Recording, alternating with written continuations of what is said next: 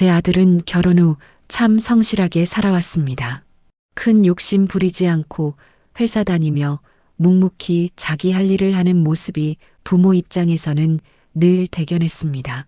며느리 역시 처음 집안에 들어왔을 때만 해도 예의 바르고 부지런한 사람이었습니다. 손주들이 태어나고 나서는 그 아이들을 정성껏 돌보는 모습이 제 눈에도 고마웠지요. 제가 제일 행복했던 건 집에 가면 늘 아이들 웃음소리가 가득했던 순간들입니다.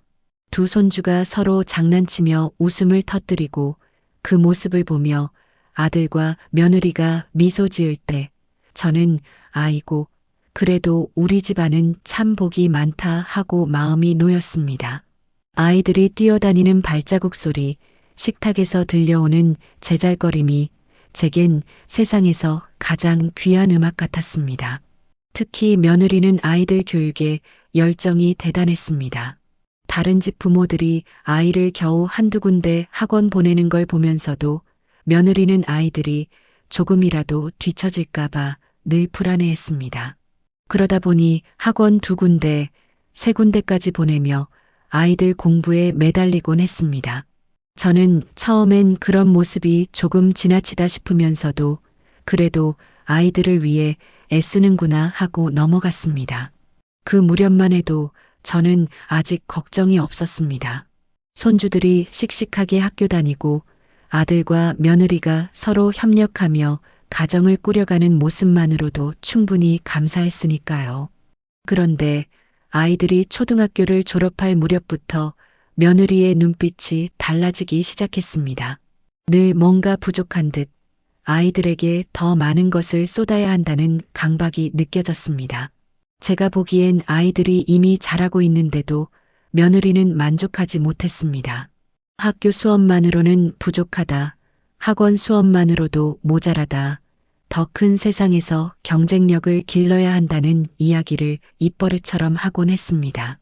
저는 속으로 아이고 너무 앞서가네. 아이들이 어리잖아. 지금은 뛰어놀 때인데 이런 생각을 했지만 굳이 내색하지 않았습니다. 그러던 어느 날이었습니다. 아들이 제게 와서 조심스럽게 이야기를 꺼냈습니다. 며느리가 아이들 유학 이야기를 꺼냈다는 겁니다. 그 순간 제 마음은 덜컥 내려앉았습니다. 저는 그 얘기를 들은 것만으로도 가슴이 답답해졌습니다. 아들이 제게 조심스럽게 말을 꺼냈을 때 저는 한동안 아무 대답도 하지 못했습니다. 유학이라니 아이들이 이제 중학교 들어간다는데 무슨 유학이냐? 제 입에서는 자연스럽게 그런 말이 흘러나왔습니다. 제 머릿속에는 곧바로 여러 가지 장면이 스쳤습니다. 어린 손주들이 낯선 땅에 가서 언어도 문화도 친구도 모르는 채 서툴게 서 있는 모습이 떠올랐습니다. 무엇보다도 며느리가 아이들과 함께 외국으로 나가면 결국 제 아들은 혼자가 될 터였습니다. 집에 들어와도 불 꺼진 거실, 아무도 없는 밥상 앞에 혼자 앉아 있을 아들의 모습이 눈앞에 그려졌습니다. 저는 아들에게 단호히 말했습니다. 절대 안 된다. 아이들도 아직 어린데 며느리까지 따라 나가면 넌 기러기 아빠 되는 거다. 가족이 함께 있어야 가정이지. 그렇게 흩어져 있으면 무슨 의미가 있냐? 아들도 제 말에 고개를 끄덕였습니다. 처음엔 본인도 강하게 반대했다고 했습니다. 며느리와 그 문제로 몇 번이나 다투기도 했다더군요. 하지만 며느리는 물러서지 않았습니다. 하루 이틀도 아니고 몇 주, 몇 달 동안 끈질기게 유학 이야기를 꺼냈다고 했습니다. 아들은 점점 지쳐갔습니다. 회사 일로도 바쁘고 힘든데 집에 와서조차 같은 이야기로 실랑이를 벌이다 보니 마음이 무너져 내린 겁니다. 저는 그런 아들의 얼굴에서 깊은 피로를 읽을 수 있었습니다. 저는 속으로 점점 더 불안해졌습니다. 며느리의 성격을 제가 누구보다 잘 알고 있었습니다. 한번 마음을 정하면 어떤 수단을 써서라도 이루려는 사람이었습니다. 아들이 끝내는 며느리의 압박을 견디지 못하리라는 걸 저는 오래전부터 짐작하고 있었습니다.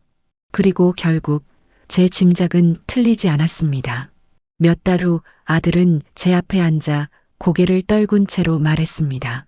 어머니, 결국 아이들 유학 보내기로 했습니다.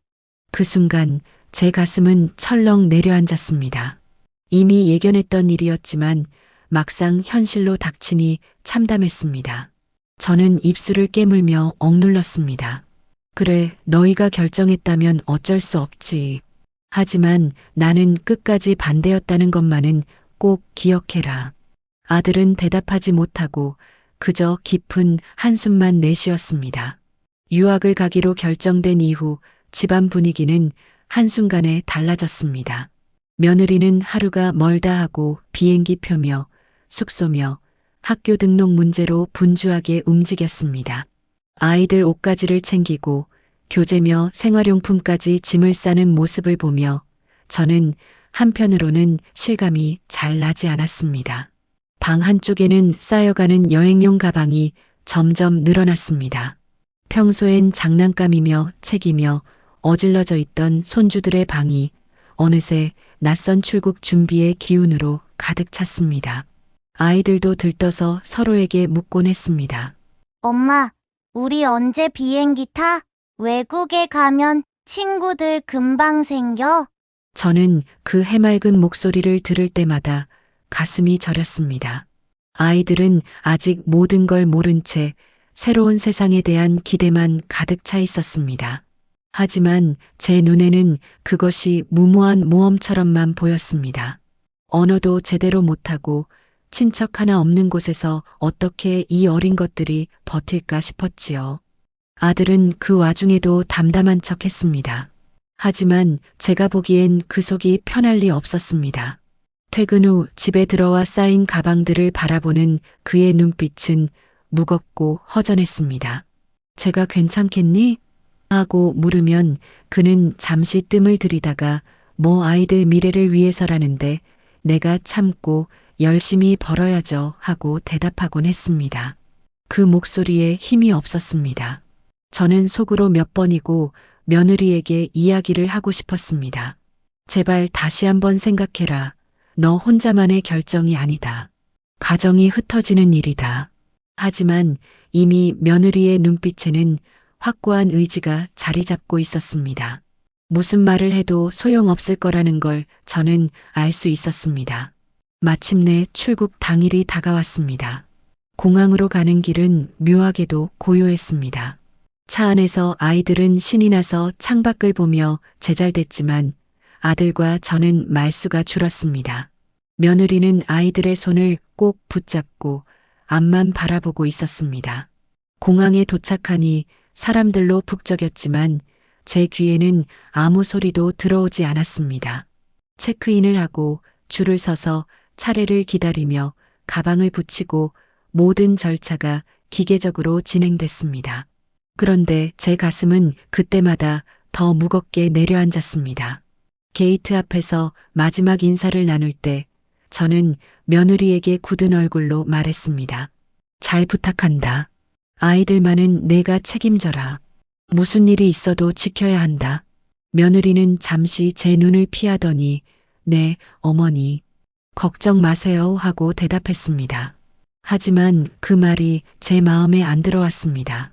그렇게 며느리와 아이들은 비행기에 올랐습니다. 아들과 저는 게이트 앞에서 그 뒷모습이 사라질 때까지 바라만 보고 있었습니다.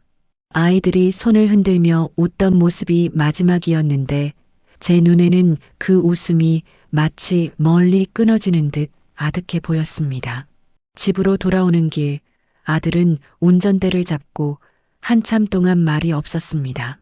저는 차창 밖으로 스쳐가는 불빛을 바라보며 가슴이 먹먹했습니다. 이미 시작된 길, 이제는 되돌릴 수도 없다는 생각에 눈가가 젖어들었습니다.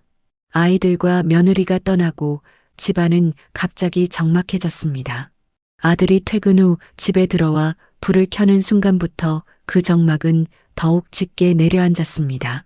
예전 같으면 아이들이 현관까지 달려나와 아빠 하며 안겼을 텐데 이제는 대답 없는 현관문만 열리고 닫힐 뿐이었습니다. 식탁 위에도 변화가 찾아왔습니다. 며느리가 준비하던 반찬들은 더 이상 나오지 않았고 아들은 대충 사온 도시락이나 배달 음식으로 저녁을 때우기 일쑤였습니다. 저와 마주 앉아 식사를 하기도 했지만 일주일 내내 혼자 먹는 날이 더 많았습니다. 저는 그런 아들의 뒷모습을 보며 마음이 무겁게 내려앉았습니다. 아들은 점점 더 일에 몰두했습니다. 내가 돈을 더 벌어야 한다는 생각뿐이었던 것 같습니다. 아침 일찍 출근해 밤늦게 돌아오는 생활이 반복됐습니다. 집에 돌아오면 이미 지쳐 있었고 씻고 나면 그대로 소파에 몸을 던져 잠드는 날이 많아졌습니다. 무엇보다도 매달 들어오는 생활비 요구가 아들을 더욱 짓눌렀습니다. 며느리는 외국에서 생활이 빠듯하다며 아이들 학원비, 생활비, 주거비까지 늘려보내 달라고 했습니다. 물가가 비싸다는 말은 이해가 갔습니다. 하지만 아들의 월급으로는 감당이 쉽지 않았습니다. 결국 아들은 주말마다 아르바이트까지 하며 돈을 더 마련하려 했습니다. 그렇게 일에 치여 지내다 보니 아들의 얼굴에서는 웃음이 사라졌습니다. 예전에는 퇴근 후 피곤해도 아이들과 함께 놀아주며 웃던 모습이 있었는데 이제는 텅 빈 집에 혼자 앉아 있으니 웃을 일조차 없었던 겁니다. 제가 아들의 방을 슬쩍 들여다보면 책상 위에는 늘 영수증과 고지서 그리고 계산기를 두드린 흔적들이 남아 있었습니다. 어쩌다 아이들과 영상통화를 할 때면 아들의 표정은 잠시나마 환해졌습니다. 화면 속 아이들이 아빠 언제 와? 하고 물으면 그는 억지로라도 웃으며 조만간 간다 하고 대답했습니다. 하지만 통화가 끝난 뒤에는 한동안 말없이 핸드폰만 바라보다가 깊은 한숨을 내쉬곤 했습니다. 그 모습을 보는 제 마음은 더 아팠습니다. 주말에도 아들은 집에 머무르지 않았습니다. 일이 없으면 괜히 집에 있는 게 더 외롭다고 했습니다. 그래서 친구를 만난다거나 회사 일을 핑계 삼아 밖으로 돌기 일쑤였습니다. 하지만 돌아오면 늘 지친 얼굴이었고 그 지친 모습 속에서 저는 말 못할 허전함을 느낄 수 있었습니다. 밤이 되면 아들은 자주 술에 기대곤 했습니다. 예전 같으면 술자리를 꺼리던 아들이었는데 혼자가 되고 난 후부터는 맥주 한 캔, 소주 한 병을 습관처럼 들이켰습니다. 술에 취한 채 혼잣말을 하기도 했습니다. 내가 더 열심히 벌어야지. 그래야 애들이 불편하지 않지. 이런 말들이었습니다. 저는 그럴 때마다 마음이 아팠습니다. 아들이 홀로 가장의 짐을 온전히 짊어진 채 자신을 몰아붙이고 있다는 걸 알았기 때문입니다. 아이들을 위해 희생하는 마음은 이해했지만 그 과정에서 아들이 점점 메말라 가는 듯 보였습니다. 며느리가 처음 해외로 떠난 직후만 해도 며느리의 연락은 비교적 자주 왔습니다. 아이들이 새로운 학교에 적응하는 이야기, 처음 사귄 친구들 이야기, 생활은 힘들지만 아이들이 잘 지낸다는 소식 같은 것들이었습니다. 아들도 그 이야기를 들을 때마다 안도하며 힘을 냈습니다. 그런데 몇 달이 지나면서 며느리의 말투가 조금씩 변하기 시작했습니다. 여기는 생각보다 물가가 훨씬 비싸요. 생활비가 모자라서 아이들 학원비까지 줄여야 할 판이에요. 이런 말이 점점 잦아졌습니다. 처음에는 이해한다고, 더 보내주겠다고 아들이 대답했습니다. 하지만 그 덜하는 게 점차 커져갔습니다.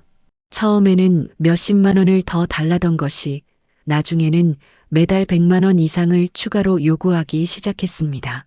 며느리는 구체적인 항목까지 나열했습니다. 아이들 교재비가 이렇게 들어가고 통학버스 비용이 얼마고 집 렌트비가 올랐고 마치 장부를 펼쳐보듯 세세하게 설명했습니다. 아들은 점점 숨이 막혔습니다. 한 달 월급으로도 빠듯한 생활이었는데 이제는 카드값과 대출금까지 짊어지게 된 겁니다. 야근을 하고 주말에도 나가서 일을 했지만 그래도 모자랐습니다. 밤마다 장부를 붙잡고 머리를 싸매는 아들의 모습이 제 눈에도 고스란히 들어왔습니다. 저는 어느 날 아들에게 조심스럽게 물었습니다. 도대체 내가 버는 돈으로 그 많은 걸 어떻게 다 감당하니? 아들은 억지 웃음을 지으며 대답했습니다. 방법이 있겠죠, 어머니. 어떻게든 벌어야죠. 애들이 거기서 고생하면 안 되니까요. 그 말 속에는 깊은 체념이 묻어 있었습니다. 자신은 아무리 힘들어도 참고 버티겠다는 의지였지만 그 얼굴은 이미 지쳐 있었습니다. 눈 밑은 검게 내려앉아 있었고 손에는 늘 영수증과 계산기 자국이 남아 있었습니다. 며느리는 그 이후로도 주저하지 않았습니다. 통화를 하면 아이들 안부는 짧게 전하고 곧바로 돈 얘기로 넘어갔습니다. 이번 달에는 학원비가 더 필요하다. 아이들 수학여행비가 생겼다. 보험료가 밀렸다. 아들은 늘 같은 대답을 했습니다. 알았다. 어떻게든 마련해보겠다. 하지만 시간이 흐를수록 아들의 어깨는 점점 무거워졌습니다. 퇴근길에 전철 창가에 서 있는 그의 얼굴은 늘 피곤과 근심으로 굳어 있었습니다. 회사에서 일하는 동안에도 멍하니 장부를 떠올리며 계산만 하고 있다는 이야기를 동료로부터 들은 적도 있습니다. 저는 속으로 울분이 차올랐습니다. 며느리가 아이들 핑계를 대며 끝없는 요구를 쏟아내고 제 아들은 그 무게를 홀로 짊어지고 있었기 때문입니다. 아이들을 위한 마음이라고 이해하려 해도 그 집요한 요구는 아들을 갉아먹고 있었습니다. 며느리의 생활비 요구가 달마다 늘어날수록 아들의 마음은 점점 더 옥죄어 왔습니다. 처음에는 그저 힘들어도 참고 더 벌면 된다고 스스로를 다독였지만 어느 순간부터는 더 이상 감당이 안 되는 상황이 되어버렸습니다.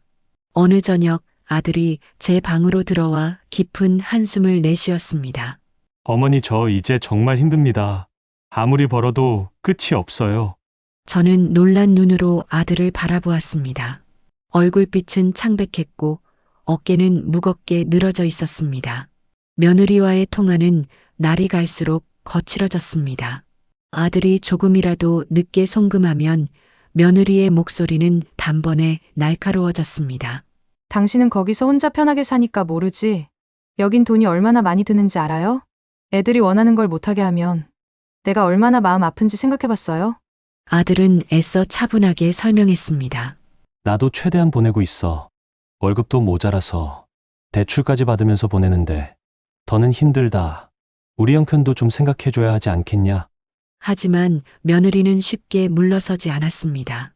그럼 내가 뭘 줄이라는 거예요? 집세도 내야 하고 애들 학원도 보내야 하고 생활비도 있어야 하는데 도대체 어디서 줄이라는 거예요? 나 혼자 고생하는 건 상관없지만 아이들한테까지. 부족함을 느끼게 할 수는 없잖아요. 그 말이 끝나자 아들의 목소리가 떨리며 커졌습니다. 나 혼자 편하다고? 나도 죽을 힘을 다 벌고 있어. 새벽부터 밤늦게까지 일하고 주말까지 아르바이트 뛰고. 내가 이렇게 사는 게 편해 보여? 내가 계속 이렇게만 나오면 나도 더는 못 버틴다. 그 순간 통화는 싸움으로 번졌습니다. 며느리는 울먹이며 당신은 결국 아이들보다 당신 사정을 더 생각하는 사람이라며 원망했고 아들은 아니, 난 아이들 때문에 이렇게 버티는 거다라며 목소리를 높였습니다. 저는 옆에서 그 대화를 듣고 있자니 가슴이 철렁 내려앉았습니다. 결국 예상했던 일이 터지고 만 겁니다. 아들이 화를 내고 며느리는 서운함을 쏟아내며 서로의 상처만 키워가고 있었습니다. 그날 밤 아들은 통화를 끊고 난 뒤 한동안 방 안에 앉아 있었습니다. 아무 말도 하지 않고 손으로 얼굴을 감싼 채 숨을 몰아쉬었습니다. 저는 조용히 방문 앞에 서 있었지만 들어가지 못했습니다. 그 순간만큼은 어떤 말도 아들을 위로할 수 없다는 걸 알았기 때문입니다. 아들과 며느리의 다툼은 그날로 끝나지 않았습니다. 잠시 진정되는가 싶더니 얼마 지나지 않아 같은 문제로 또 충돌이 이어졌습니다. 며느리는 여전히 생활비 부족을 호소했고 아들은 더는 감당하기 힘들다며 목소리를 높였습니다. 처음엔 그래도 아이들 안부나 생활 이야기가 오가곤 했습니다. 오늘 학교에서 이런 일이 있었다. 아이들이 현지 음식을 조금씩 먹기 시작했다. 이런 소소한 이야기들이 있었는데 다툼이 잦아질수록 그런 말들은 점점 사라졌습니다. 며느리의 전화는 이제 곧장 본론으로 들어갔습니다. 이번 달에 학원비가 더 늘었어요. 지난번 보낸 돈으론 모자라요. 다음 달엔 교재비가 새로 나가야 돼요. 렌트비가 올라서 부족해요. 그 말이 시작되면 아들은 어김없이 얼굴이 굳어졌습니다. 통화 끝에는 깊은 한숨을 내쉬며 폰을 내려놓곤 했습니다. 제가 옆에서 물었습니다. 손주들은 잘 지낸다니? 아들은 고개를 저으며 대답했습니다. 엄마, 이제는 아이들 얘기를 잘 안 해요. 그냥 돈 얘기뿐이에요. 내가 물어봐도 대충 얼버무리고 넘기기 일쑤예요. 그 말을 듣는 순간 제 가슴이 철렁 내려앉았습니다. 아이들 안부조차 제대로 전하지 않는 며느리의 태도는 분명히 달라진 신호였습니다. 시간이 흐르면서 연락 횟수마저 줄어들었습니다. 예전에는 하루 건너 한 번씩은 통화가 이어졌지만 이제는 일주일에 한두 번, 심지어 두세 주가 지나도록 소식이 없는 날도 많아졌습니다. 그마저도 연락이 오면 늘 돈 이야기였습니다. 아들은 초조해졌습니다. 아이들이 잘 지내는지, 학교 생활은 어떤지, 아픈 데는 없는지 물어보고 싶어도 며느리는 대답을 피하거나 짧게 끊었습니다. 괜찮아. 잘 지내.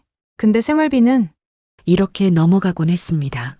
어느 날 밤 아들은 술에 취한 목소리로 제게 털어놓았습니다. 엄마, 이상해요.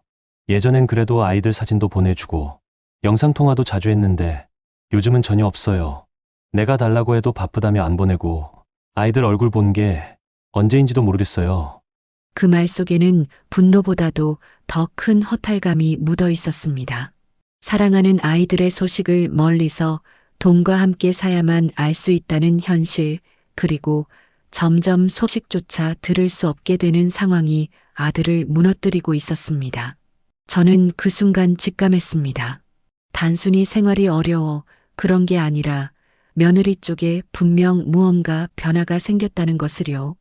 처음에는 하루가 멀다 하고 오가던 연락이 어느 순간부터 조금씩 줄어들기 시작했습니다. 아들이 퇴근 후 전화를 걸면 예전처럼 반가운 목소리가 들려오지 않았습니다. 한참을 기다리다 겨우 연결되면 며느리는 짧고 건조한 말만 남겼습니다. 지금 바빠서 길게는 못 얘기해요. 아이들 숙제 봐주느라 정신 없어요. 나중에 다시 연락할게요. 그렇게 통화는 몇 분도 채 되지 않아 끊어지기 일쑤였습니다. 예전에는 영상통화로 아이들 얼굴을 보여주며 함께 웃곤 했는데 이젠 핑계가 많아졌습니다. 애들이 자고 있다. 학교 숙제 중이라 방해하면 안 된다. 집 인터넷이 불안정하다. 아들이 물었습니다. 사진이라도 보내줘. 애들 요즘 모습이 궁금해. 그러면 며느리는 늘 같은 대답을 했습니다. 지금은 바빠서 나중에 보내줄게. 하지만 그 나중은 끝내 오지 않았습니다. 한 달, 두 달이 지나도 아이들 사진 한 장 보지 못했습니다. 아들은 밤마다 휴대폰 앨범에 남아있는 예전 사진을 꺼내보며 마음을 달랬습니다. 사진 속 아이들의 웃음은 여전히 밝았지만 지금은 어떤 모습으로 지내고 있는지 알 수 없어 더 가슴이 미어졌습니다. 연락 빈도가 줄어드는 건 더 뚜렷해졌습니다.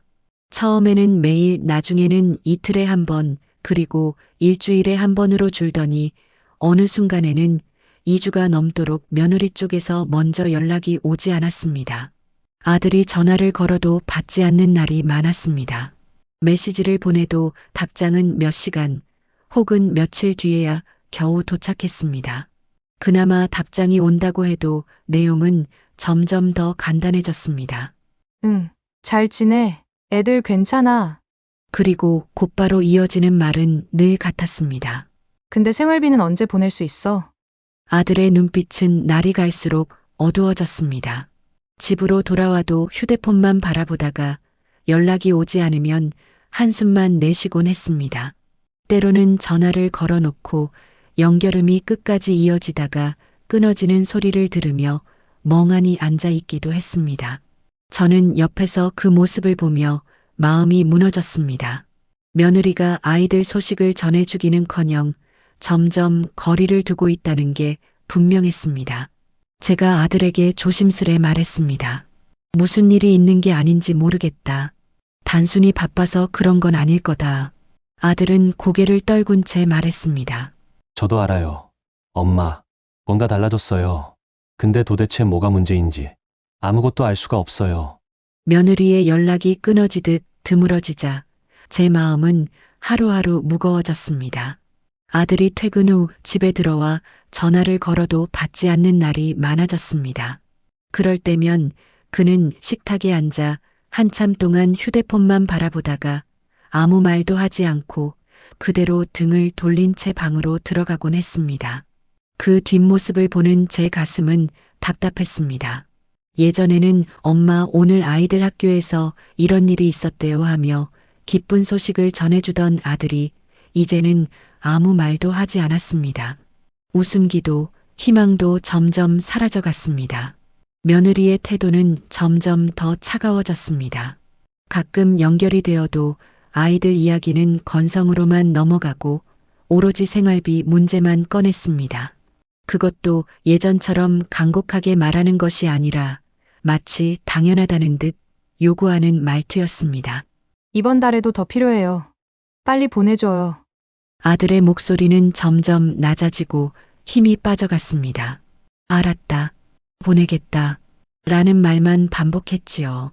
그러나 전화를 끊고 난 뒤 방 안에 홀로 앉아 있는 그의 모습은 금세 무너져 내린 듯 했습니다.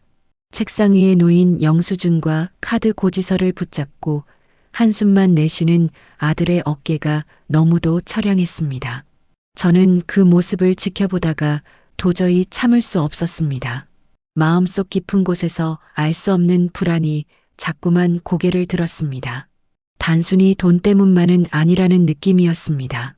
며느리의 태도, 연락이 뜸해진 빈도, 아이들 소식을 철저히 감추는 모습, 이 모든 것들이 불길한 징조처럼 느껴졌습니다. 어느 날 밤 아들이 늦게 들어와 소파에 앉아 머리를 감싼 채 말했습니다. 엄마, 이상해요. 왜 이렇게 자꾸 멀어지는 건지 모르겠어요. 연락도 안 되고 애들 얼굴도 못 본 지가 벌써 몇 달째예요. 그 말에 저는 결심했습니다. 이제는 더 이상 가만히 있을 수 없다는 생각이 들었습니다. 얘야, 우리가 직접 가보자. 며느리가 어떻게 살고 있는지, 아이들이 정말 괜찮은지 내 눈으로 확인해야겠다. 이대로는 안 된다. 아들은 처음엔 놀란 듯 저를 바라봤습니다. 엄마, 그게 우리가 괜히 가면 더 상황이 꼬이지 않을까요? 하지만 곧 그의 눈빛에서도 갈등과 갈망이 동시에 번져갔습니다. 보고 싶어도 볼 수 없는 아이들, 불안하게만 다가오는 며느리의 태도, 결국 그는 조용히 고개를 끄덕였습니다. 네, 엄마 말씀이 맞아요. 저도 더는 못 버티겠습니다. 직접 가서 확인해야겠어요. 그렇게 저와 아들은 마음을 굳혔습니다. 언젠가는 반드시 가야 할 길이라는 걸 깨달았던 겁니다. 아들과 저는 며칠 동안 깊은 대화를 나눈 끝에 결국 출국을 결심했습니다. 아이들의 안부를 직접 확인하지 않고는 도저히 마음이 놓이지 않았습니다. 아들은 퇴근 후 시간을 쪼개 비행기 표를 예약했고 여권이며 필요한 서류들을 하나하나 챙겼습니다. 그 과정에서 저는 아들의 표정에서 묘한 긴장과 두려움을 읽을 수 있었습니다. 짐을 싸면서도 손이 자꾸 멈추고 서류를 확인하다가 한참 동안 멍하니 앉아 있기도 했습니다. 결국 그는 제게 속마음을 털어놓았습니다. 엄마 만약 정말 무슨 일이 있다면 어떡하죠? 괜한 걱정이라면 다행인데 혹시라도 제가 상상하는 것보다 더 나쁜 상황이라면 저는 버틸 수 있을지 모르겠습니다. 저는 아들의 손등을 꼭 잡아주었습니다. 괜찮다. 내가 혼자가 아니다. 우리가 직접 보고 판단하면 된다. 지금 이 불안 속에서 그냥 기다리는 것보다는 차라리 눈으로 확인하는 게 낫다. 출국 당일 공항으로 향하는 길은 유난히 길게 느껴졌습니다. 차창 밖으로 스쳐 지나가는 풍경이 어찌나 낯설게 보이던지 발걸음 하나 떼는 것조차 무거웠습니다. 공항은 여느 때처럼 사람들로 붐볐지만 제 눈에는 모든 것이 흐릿하게만 보였습니다. 수속을 마치고 비행기에 오르자 마음속 불안은 더욱 커졌습니다. 창밖에 보이는 활주로의 불빛은 차갑게 깜빡였고 곧 거대한 기체가 하늘을 향해 몸을 밀어 올렸습니다. 비행기가 이륙하자 아들은 창가에 앉아 깊은 숨을 몰아쉬었습니다. 그의 눈빛은 먼 어딘가에 닿아 있었습니다. 저는 그 옆모습을 보며 가슴이 저릿했습니다. 아들이 무겁게 안고 있는 두려움과 불안이 제 마음에도 고스란히 전해졌습니다.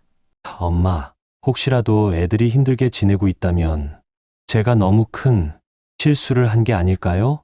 아들의 낮은 목소리는 기내 소음 속에서도 제 귀에 선명히 들렸습니다. 저는 그 말에 대답하지 못한 채 한동안 창밖만 바라봤습니다. 구름 사이로 희미한 불빛이 지나갔지만 제 눈에는 그저 안개처럼 뿌옇게만 보였습니다. 불안은 점점 더 선명해졌습니다. 정말 며느리가 무슨 일을 꾸미고 있는 건 아닐까? 아이들은 제대로 돌봄을 받고 있는 걸까? 우리 눈에 띄지 않는 곳에서 무슨 변화가 일어나고 있는 건 아닐까? 수많은 의문들이 구름처럼 머릿속을 휘몰아쳤습니다. 아들은 결국 고개를 떨군 채 잠들지 못했습니다.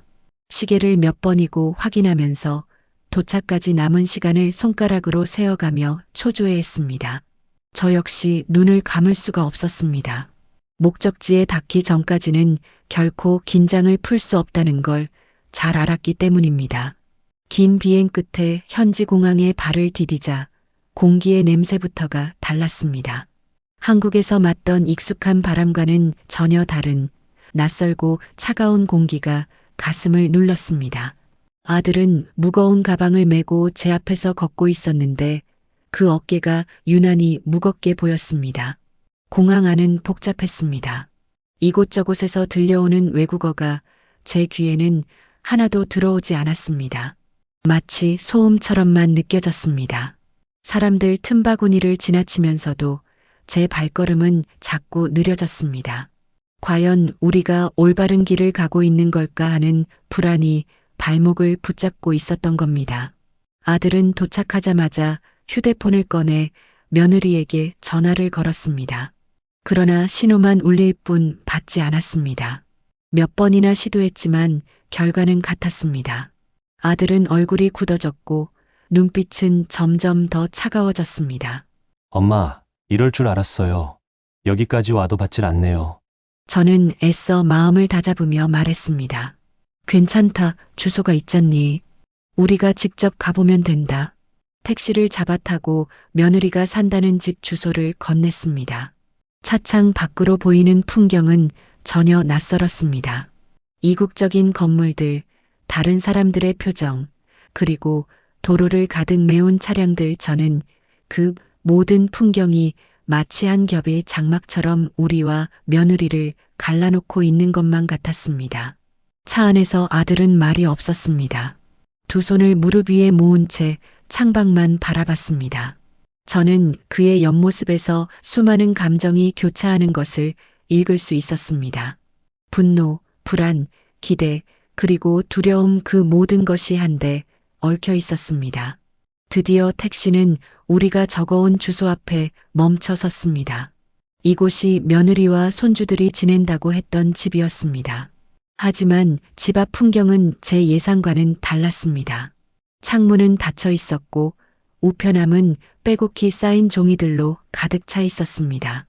인기척조차 느껴지지 않는 정적이 그 집을 감싸고 있었습니다.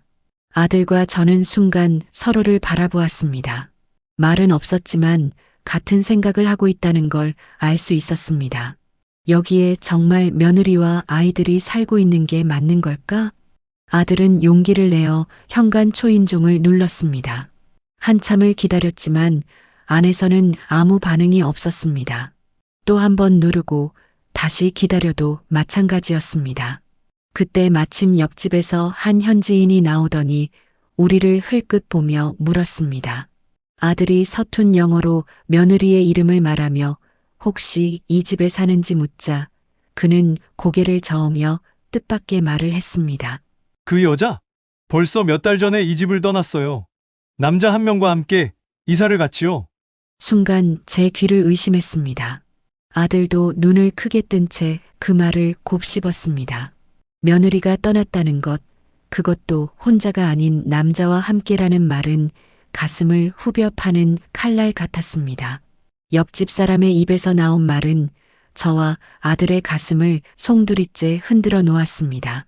며느리가 이미 이곳을 떠났다는 사실, 그것도 다른 남자와 함께라는 소식은 상상조차 하지 못했던 일이었습니다. 아들은 그 자리에서 얼어붙은 듯 한동안 말을 잇지 못했습니다. 얼굴빛이 창백하게 굳었고 두 손은 떨고 있었습니다. 저는 그 모습을 보며 더 큰 충격에 빠졌습니다. 제 아들이 이렇게까지 무너지는 건 처음 보는 일이었습니다. 저는 정신을 다잡으려 애쓰며 옆집 사람에게 다시 물었습니다. 혹시 어디로 이사 갔는지 아시나요? 그는 잠시 고민하다가 말했습니다. 정확한 주소는 모르지만 이 근처 다른 동네로 갔다고 들었어요. 아마 그 남자와 함께 살 집을 구한 모양이었죠. 그 말에 저는 아들과 눈을 마주쳤습니다. 아들의 눈빛에는 충격과 분노, 그리고 깊은 상실감이 뒤섞여 있었습니다. 하지만 동시에 포기할 수 없는 절박함도 엿보였습니다. 아이들이 그곳에 있다는 사실 때문이었습니다. 우리는 곧장 주변을 수소문하기 시작했습니다. 인근 상점에 들러 묻기도 하고 근처에서 오래 산 주민에게 물어보기도 했습니다. 낯선 땅에서 언어도 서툴렀지만 아들은 손짓과 몸짓까지 동원해 간절히 설명했습니다. 저는 그 옆에서 함께 고개를 숙이며 도움을 청했습니다. 몇몇 사람들은 잘 모른다고 고개를 저었지만 다행히도 동네 경찰서에서 도움을 줄 수 있다는 말을 들었습니다. 우리는 곧장 그곳으로 향했습니다. 경찰서 대기실에 앉아 있는 동안 제 마음은 계속 쿵쾅거렸습니다. 정말 며느리를 찾을 수 있을까? 아이들은 괜찮을까? 수많은 불안이 몰려왔습니다. 경찰에게 며느리의 이름과 사진, 그리고 아이들 사진을 보여주며 사정을 설명했습니다. 담당 경찰은 잠시 서류를 확인하더니 기록을 조회해 보겠다고 했습니다. 그 순간의 정적은 너무나 길게 느껴졌습니다. 아들은 손을 모아쥐고 눈을 감은 채 숨을 내쉬었습니다. 잠시 후 경찰은 조심스럽게 입을 열었습니다. 최근에 이 근처 주소지로 등록된 기록이 있습니다.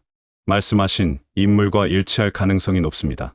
아들과 저는 동시에 고개를 들었습니다. 그제야 희미한 빛이 보이는 듯 했습니다. 경찰이 알려준 주소는 우리가 처음 찾았던 집에서 멀지 않은 다른 동네였습니다. 아들은 곧장 자리에서 일어나 말했습니다. 엄마, 지금 당장 가야겠습니다. 더 늦기 전에 확인해야 해요. 저는 고개를 끄덕이며 그의 뒤를 따랐습니다. 불안과 두려움은 여전했지만 아이들을 다시 볼 수 있다는 희망이 저를 움직이게 했습니다. 경찰이 알려준 주소는 우리가 머물던 숙소에서 차로 그리 멀지 않은 곳이었습니다. 하지만 그 짧은 거리가 유난히 길고 무겁게 느껴졌습니다. 택시 창문 밖으로 낯선 거리와 건물들이 스쳐 지나갔지만 제 마음속은 점점 더 어두워졌습니다. 아들은 창밖만 바라보고 있었습니다. 굳게 담은 입술, 움켜쥔 두 손, 그리고 굳은 어깨. 그의 눈빛은 이미 분노와 두려움으로 얼어붙어 있었습니다. 저는 그런 아들을 보며 속으로 기도했습니다. 제발 우리가 잘못 들은 것이기를, 제발 아이들이 무사히 있기를. 택시가 멈춘 곳은 한적한 주택가였습니다. 낮은 담장이 둘러진 집 앞에 서자 제 심장은 쿵쿵 뛰기 시작했습니다. 현관 앞 계단을 오르는 발걸음조차 떨렸습니다. 아들은 깊은 숨을 들이마시더니 초인종을 눌렀습니다. 순간 안에서 인기척이 들렸습니다. 문이 열리더니 낯선 외국인 남자가 서 있었습니다. 처음 보는 얼굴, 낯선 언어. 그는 우리를 이상한 눈빛으로 바라보았습니다. 아들과 제가 멀뚱히 서 있자 집 안쪽에서 익숙한 목소리가 들려왔습니다. 누구세요? 그리고 곧 문틈 사이로 며느리의 얼굴이 나타났습니다. 그 순간 제 눈과 며느리의 눈이 마주쳤습니다. 며느리는 눈이 크게 흔들리며 순간 얼어붙었습니다. 곧 얼굴빛이 하얗게 질리더니 뒤에 서 있던 외국인 남자의 등 뒤로 몸을 숨겼습니다. 아들은 그 자리에서 더는 참지 못했습니다. 이게 뭐야? 대체 무슨 짓을 하고 있는 거야? 목소리가 집 앞 골목에 크게 울려 퍼졌습니다. 저도 그 순간 할 말을 잃었습니다. 며느리가 우리를 보고도 반가워하기는커녕 두려움과 당황을 감추지 못한 그 표정은 모든 것을 말해주고 있었기 때문입니다. 아이들을 만나기도 전에 이미 상황이 심상치 않다는 것을 느낄 수 있었습니다. 아들은 외국인 남자를 밀치듯 제치고 안으로 들어가려 했습니다. 그 순간 집 안 풍경이 눈에 들어왔습니다. 낯선 가구들, 남자의 물건들, 그리고 그곳에 자리 잡은 생활의 흔적들. 그것은 단순한 하숙이나 임시 거주지가 아니었습니다. 분명 새로운 살림이었습니다. 저는 그제야 온몸이 굳어버렸습니다. 정말 며느리가 다른 남자와 함께 살고 있는 건가? 믿고 싶지 않았던 현실이 눈앞에 드러난 순간이었습니다. 아들은 며느리에게 분노를 감추지 못한 채 현관을 밀고 들어갔습니다. 저 역시 떨리는 다리를 이끌고 그 뒤를 따랐습니다. 집 안으로 들어서자 낯선 가구들과 생활 흔적이 눈에 들어왔습니다. 소파 위에는 외국인 남자의 옷가지가 아무렇게나 걸쳐져 있었고 식탁 위에는 두 사람이 함께 식사한 흔적이 남아 있었습니다. 그 모든 풍경이 제 눈을 더욱 아프게 찔렀습니다. 아들은 거친 숨을 몰아쉬며 집안을 둘러보았습니다. 그러다 불현듯 멈춰서더니 아이들 이름을 불렀습니다. 얘들아! 아빠 왔다! 어디 있니? 아무 대답이 없었습니다. 그러나 순간 안쪽 방에서 아주 희미한 기척이 들렸습니다. 마치 숨죽여 웅크린 작은 움직임 같았습니다. 아들은 그 소리를 놓치지 않았습니다. 곧장 그 방 앞으로 달려가 문을 열었습니다. 그 안에는 우리 손주들이 있었습니다. 두 아이가 나란히 앉아 커튼이 드리운 방구석에서 서로를 꼭 끌어안고 있었습니다. 아들을 본 순간 아이들의 눈은 커다랗게 흔들렸습니다. 그동안 말로만 듣던 아빠가 갑작스레 눈앞에 나타났으니 놀라움과 두려움이 동시에 섞여 있었습니다. 얘들아, 아들의 목소리는 금세 떨렸습니다. 두 아이는 한참 동안 눈치를 보다가 결국 동시에 달려 나와 아들의 품에 안겼습니다. 그 순간 아들은 더 이상 참지 못하고 울음을 터뜨렸습니다. 굳게 닫혀있던 가슴이 아이들의 체온에 무너져 내린 겁니다. 저 역시 그 모습을 보고 눈물이 차올랐습니다. 얼마나 보고 싶었을까, 얼마나 외로웠을까. 아이들의 앙상한 어깨와 겁먹은 눈빛은 그동안 이 집에서 어떤 시간을 보냈는지를 말해주는 듯 했습니다. 하지만 아이들이 안겨있는 그 순간에도 문가에 서 있던 며느리의 표정은 당황과 두려움, 그리고 죄책감으로 얼룩져 있었습니다. 그녀는 눈물을 글썽이며 그게 내가 잘못했어요. 라는 말만 반복했습니다. 아들은 아이들을 품에 안은 채 며느리를 노려보았습니다. 도대체 무슨 짓을 한 거야? 애들한테 뭐라고 했어? 왜 이렇게 숨어 있어야 했던 거야? 방 안 공기는 숨막히도록 무거워졌습니다. 아이들은 아빠 품에 얼굴을 묻은 채 떨고 있었고 저는 그 작은 등을 쓰다듬으며 속으로 다짐했습니다. 이 아이들을 더 이상 이런 상황에 두어서는 안 된다.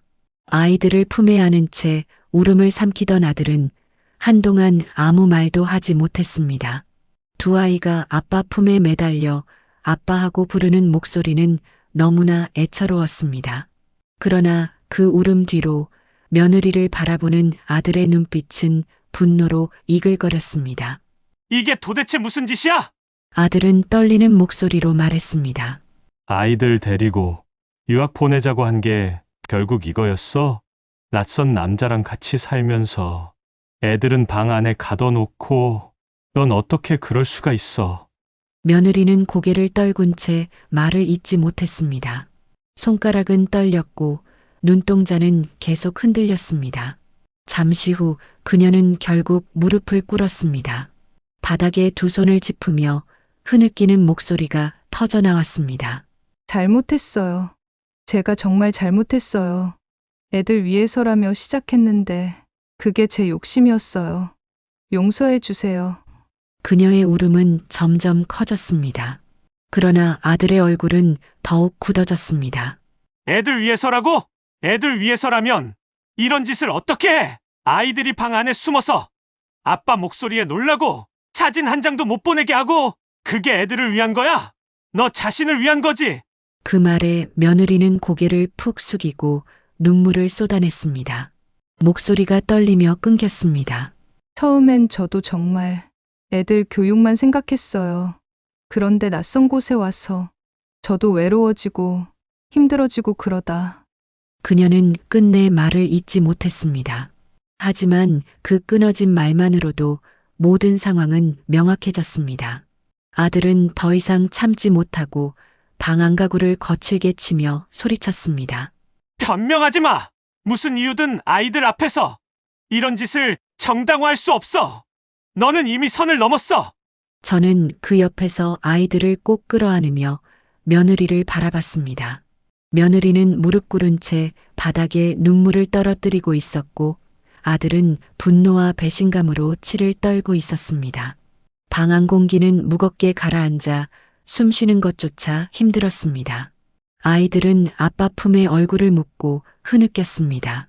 그 작은 어깨가 떨리는 것을 보며 저는 속으로 단단히 다짐했습니다. 이제 이 아이들과 아들을 더 이상 이런 상황에 둘 수 없다. 오늘로써 모든 걸 끝내야 한다.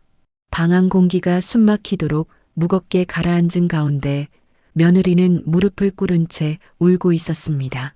그러나 아들의 눈빛은 더 이상 흔들리지 않았습니다. 긴 시간 동안 쌓이고 쌓였던 분노와 실망이 결국 단단한 결심으로 굳어졌습니다. 아들은 아이들을 품에 안은 채 단호하게 말했습니다. 엄마, 내일 당장 애들이랑 돌아갑시다. 더 이상 여기 있을 이유도, 이 집에 남아있을 이유도 없습니다. 그 목소리는 떨림이 없었습니다. 오히려 지독한 단호함이 배어 있었습니다. 저는 아들의 어깨 너머로 두 손주를 바라봤습니다. 겁에 질려 아빠 품에 안긴 채 눈물이 그렁그렁한 아이들의 얼굴은 제 마음을 찢어 놓았습니다. 저는 고개를 끄덕이며 대답했습니다. 그래야지. 이 아이들이 이런 집에서 더 지내게 둘 수는 없다. 우리 손주들, 이제 집으로 데려가자. 그 순간 며느리가 급히 고개를 들며 손을 내밀었습니다. 안 돼요. 제발 이번만은 애들 데려가지 말아주세요. 제가 잘못했어요. 다시는 이런 일 없을 거예요. 애들이 없으면 저는 아무것도 못해요. 그녀의 목소리에는 절박함이 묻어났지만 아들의 눈빛은 차갑게 굳어 있었습니다. 이제 그 말에 속지 않는다. 너는 이미 애들한테 씻을 수 없는 상처를 줬어. 나는 더는 용서할 수 없다. 아이들은 아빠의 품 안에서 울음을 터뜨리며 아빠, 우리 같이 가자라고 중얼거렸습니다. 그 목소리에 아들의 결심은 더욱 굳어졌습니다. 저는 곧장 방 구석에 놓여있던 아이들의 작은 가방을 챙기기 시작했습니다. 교과서와 공책, 옷까지 몇 벌이 전부였지만 그 순간 그것만으로 충분했습니다. 중요한 건 아이들을 이 낯선 집에서 데리고 나오는 것이었으니까요. 외국인 남자는 이미 자리를 피한 뒤였고 며느리는 바닥에 주저앉아 흐느끼며 제 발만 되뇌고 있었습니다. 하지만 그 목소리는 이제 우리를 붙잡지 못했습니다. 아들과 저는 아이들의 손을 꼭 잡고 현관을 나섰습니다. 그 순간 차가운 바람이 얼굴을 스쳤지만 제 가슴 속에는 오히려 묘한 안도감이 스며들었습니다. 아직 갈 길은 멀었지만 적어도 아이들을 데리고 나왔다는 사실만으로도 한 줄기 빛이 보였던 겁니다. 아들은 아이들을 품에 안은 채 굳은 목소리로 말했습니다. 내일 아침 바로 귀국 비행기표를 끊겠습니다. 이제 끝입니다. 다시는 이런 상황을 반복하지 않을 겁니다. 저는 그 말에 고개를 끄덕이며 대답했습니다. 그래, 잘했다. 이제부터는 내가 아이들과 함께 다시 시작하면 된다. 내가 곁에서 도와줄 테니 두려워하지 마라. 그날 밤 숙소로 돌아온 우리는 거의 뜬 눈으로 밤을 지새웠습니다.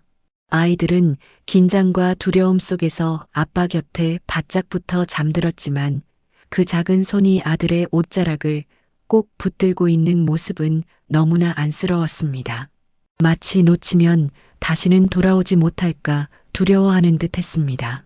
아들은 아이들을 바라보며 한숨을 내쉬었습니다. 엄마, 저 아이들이 무슨 죄가 있습니까? 부모 잘못 만나 이런 고생을 하다니. 저는 아들의 어깨를 토닥이며 말했습니다. 이제라도 내가 붙잡았으니 다행이다. 아직 늦지 않았다. 한국으로 돌아가면 다시 시작하면 된다. 새벽이 되자 아들은 곧장 항공사에 연락해 가장 빠른 귀국편을 예약했습니다. 다행히 다음날 오전 비행기에 자리가 있었습니다. 예약을 마친 후 아들은 곧장 아이들의 여권을 챙겼습니다. 다행히 여권과 중요한 서류는 며느리가 함부로 손대지 않고 아이들 가방 속에 그대로 들어 있었습니다. 아침이 되자 우리는 서둘러 짐을 정리했습니다. 아이들 옷가지와 책, 공책 몇 권이 전부였지만 아들은 그것을 정성스럽게 접어 가방에 넣었습니다. 아이들은 여전히 불안한 눈빛으로 엄마는요? 하고 물었지만 아들은 단호하게 대답했습니다. 엄마는 여기 남고 너희는 아빠랑 한국으로 가는 거야. 이제부터 아빠가 지켜줄 거니까 걱정하지 마. 그 말을 들은 아이들의 눈에는 눈물이 맺혔지만 곧 아빠 품에 기대며 조용히 고개를 끄덕였습니다. 공항으로 가는 택시 안은 침묵이 흘렀습니다. 아이들은 창밖을 바라보다가 졸음에 겨워 눈을 감았지만 그 작은 손은 여전히 아빠 손을 꼭 붙들고 있었습니다. 아들은 아이들 손을 감싸 쥔 채 멀리 수평선을 바라보고 있었습니다. 저 역시 가슴속이 무겁고 복잡했습니다. 뒤에 남겨진 며느리의 울먹임이 아직도 귓가에 맴돌았지만 아이들의 떨리는 손길이 그 모든 잡념을 밀어냈습니다. 체크인을 마치고 출국 수속을 밟는 동안 아들은 단 한순간도 아이들 곁을 떠나지 않았습니다. 여권을 내밀고 탑승권을 받을 때도, 짐을 붙일 때도, 심지어 화장실에 가는 순간에도 아이들의 손을 꼭 잡고 있었습니다. 그 모습에서 아들의 결심이 얼마나 단단한지 느낄 수 있었습니다. 비행기에 오르자 아이들은 창가에 앉아 처음으로 안도의 한숨을 내쉬었습니다. 아들은 그 모습을 보며 잠시 눈을 감았지만 눈가가 붉게 젖어 있었습니다.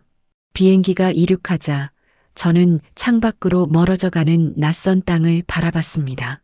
이곳에서 겪은 충격과 아픔은 오래도록 잊히지 않을 것이지만 동시에 오늘의 선택이 옳았다는 확신이 들었습니다. 이제 우리 가족은 다시 한국으로 돌아가 새로운 길을 걸어가야 했습니다. 귀국 비행기에서 내려 한국 땅을 다시 밟는 순간 아들과 저는 동시에 깊은 숨을 내쉬었습니다. 낯선 땅에서 짓눌리던 긴장이 조금은 풀리는 듯 했지만 이제부터 더 큰 싸움이 기다리고 있다는 사실도 잘 알고 있었습니다. 아들은 공항을 나서며 단호하게 말했습니다. 엄마, 이제 지체할 시간이 없습니다. 바로 이혼 절차부터 시작하겠습니다. 그 목소리에는 더 이상 망설임이 없었습니다. 며칠 뒤 아들은 변호사를 찾아갔습니다. 그동안 며느리가 저지른 일, 외국에서의 생활, 아이들을 방에 숨겨두었던 정황까지 모두 상세히 털어놓았습니다. 변호사는 고개를 끄덕이며 기록을 정리했습니다. 이혼은 물론 아이들 양육권도 충분히 아드님이 가져올 수 있습니다. 상대방의 잘못이 명백하니까요. 아들은 그 자리에서 모든 절차를 진행하기로 결심했습니다. 며느리와의 통화는 더 이상 시도하지 않았습니다. 아이들 앞에서 다툼을 반복하는 것은 더 큰 상처만 남길 뿐이라는 걸 알았기 때문입니다. 한편 아이들은 한국 생활에 서서히 적응해 갔습니다.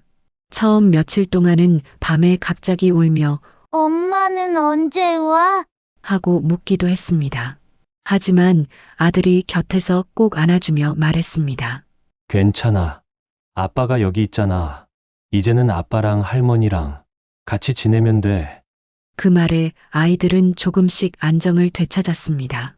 학교에 다시 다니기 시작하자 표정이 점차 밝아졌습니다. 낯선 곳에서 외롭게 지내던 시간과 달리 친구들과 함께 어울리고 익숙한 언어로 수업을 받으며 웃는 날이 늘어갔습니다. 아들은 아이들을 위해 하루하루 더 성실히 살아갔습니다.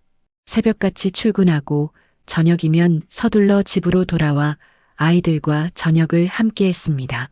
주말에는 공원에 데리고 나가 뛰놀게 하고 숙제도 함께 챙겨주었습니다. 예전에는 늘 돈을 벌기 위해 바쁘게 뛰어다녔지만 이제는 아이들의 곁에 있는 시간이 무엇보다 소중하다는 걸 깨달은 듯 했습니다. 이혼 절차는 몇 달이 걸렸습니다. 하지만 결국 법원은 아들의 손을 들어주었습니다. 며느리의 외도가 명백히 드러났고 아이들 역시 아버지와 함께 한국에서 지내는 것이 안정적이라는 판단이 내려진 겁니다. 아들은 아이들의 양육권을 온전히 가져올 수 있었습니다. 판결이 난 날 아들은 법원 앞에서 깊은 한숨을 내쉬며 말했습니다. 엄마, 이제 끝났습니다. 힘들었지만 드디어 끝났습니다. 저는 그 말에 고개를 끄덕이며 대답했습니다. 수고했다, 얘야. 앞으로는 이 아이들과 함께 다시 행복을 찾아가자. 아이들은 그날 저녁 오랜만에 밝은 웃음을 지었습니다. 둘이서 장난을 치며 소리내어 웃는 모습은 그동안의 긴 그림자를 조금씩 걷어내는 듯 했습니다. 이혼 절차가 마무리되고 나자 집 안 공기는 이전과는 달라졌습니다. 오랫동안 무겁게 짓눌러왔던 먹구름이 조금씩 거치는 듯 했습니다. 무엇보다 아이들의 표정이 눈에 띄게 밝아졌습니다. 아침마다 아이들이 교복을 입고 활기차게 학교로 가는 모습은 제게 큰 위안이 되었습니다. 손주들이 현관을 나서며 할머니 다녀오겠습니다 하고 밝게 인사하는 목소리를 들을 때마다 가슴이 벅차올랐습니다. 그 목소리에는 예전처럼 억눌린 두려움이 아닌 다시 웃음을 찾은 아이들의 힘이 담겨 있었습니다. 아들은 퇴근 후 곧장 집으로 돌아와 아이들과 식탁에 둘러앉았습니다. 피곤한 몸으로도 아이들 이야기를 끝까지 들어주고 숙제를 하나하나 챙기며 시간을 보냈습니다. 아이들은 저녁마다 아빠 옆에 붙어 앉아 하루 있었던 일을 제잘제잘 떠들었습니다. 그 평범한 대화 소리가 집안을 가득 채우는 순간마다 저는 눈물이 날 만큼 감사했습니다. 저는 부엌에서 조용히 그 모습을 지켜보곤 했습니다. 한때는 흔들리던 제 아들이 이제 아이들 곁에서 아버지로서 든든하게 서 있는 모습을 보니 마음이 놓였습니다. 물론 상처가 완전히 아물기까지는 시간이 걸리겠지만 적어도 다시 뿌리를 내리려는 기운이 보였습니다. 주말이면 아들은 손주들을 데리고 공원으로 나갔습니다. 잔디밭에서 함께 공을 차고 아이스크림을 사 먹으며 웃음소리를 내는 모습은 예전의 불안과는 전혀 다른 풍경이었습니다. 손주들이 뛰노는 모습을 볼 때마다 저는 속으로 다짐했습니다. 이 아이들이 이제는 안전하게 밝게 자라도록 내가 끝까지 지켜줘야지. 저녁이 되면 아이들이 제 옆에 와 앉아 책을 읽어달라고 졸라댔습니다. 제가 옛날 이야기책을 들려주면 아이들은 눈을 반짝이며 듣다가 어느새 제 무릎에 기대 잠이 들었습니다. 그 따뜻한 체온을 느낄 때마다 저는 다시는 이 아이들이 외롭고 두려운 시간을 보내지 않기를 간절히 바랐습니다.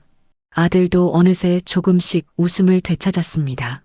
처음에는 늘 무거운 표정으로 하루하루를 버티던 아들이었지만 아이들과 함께 보내는 시간이 길어질수록 그의 얼굴에 온기가 돌아왔습니다. 그 모습을 보는 것만으로도 제 마음은 조금씩 치유되는 듯 했습니다. 한국 생활에 조금씩 적응해 가던 어느 날 저녁 아이들은 저와 아들 곁에서 숙제를 마치고 있었습니다. 그러다 둘째가 연필을 내려놓고 조심스럽게 아빠를 바라보았습니다. 아빠 사실 우리 외국 가기 싫었어. 그 말은 너무나 갑작스러웠지만 동시에 오래 참아온 듯한 목소리였습니다. 아들은 순간 멈춰서 아이를 바라보았습니다. 첫째도 고개를 끄덕이며 입을 열었습니다. 맞아, 학교 다니는 것도 힘들었어. 말도 잘 안 통하고 친구들도 별로 없고 늘 집에만 있고 싶었어. 저는 아이들의 고백에 가슴이 철렁 내려앉았습니다. 그동안 며느리의 강한 주장에 밀려 아이들의 진짜 마음은 누구도 들어주지 못했던 겁니다. 첫째는 손으로 무릎을 꼭 쥐며 이어 말했습니다. 엄마가 자꾸 더 열심히 공부하라고 했는데 우리 정말 힘들었어. 아빠한테 전화하고 싶었는데 엄마가 맨날 지금은 안 된다고 해서 전화도 제대로 못했어. 그 말에 아들의 얼굴이 굳어졌습니다.